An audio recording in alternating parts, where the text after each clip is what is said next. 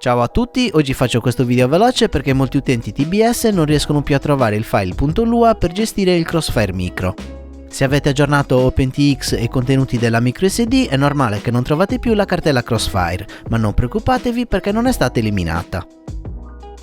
Infatti fino a poco tempo fa la cartella Crossfire era nella directory principale della microSD, ma con gli ultimi aggiornamenti di OpenTX questa cartella è stata spostata.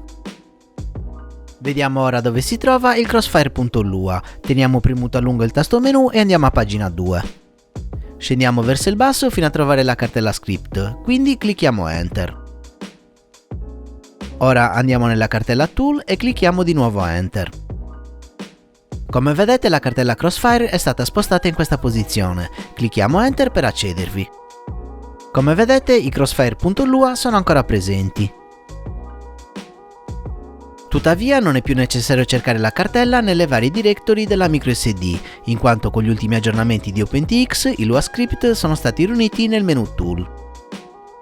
Teniamo premuto a lungo il tasto menu e andiamo a pagina 3. Come vedete nella pagina Tool sono riuniti tutti gli script, compreso il Crossfire Lua che serve per modificare le impostazioni del Crossfire Micro. Quindi clicchiamo Enter per avviare lo script. Perfetto, adesso possiamo configurare il nostro modulo come al solito.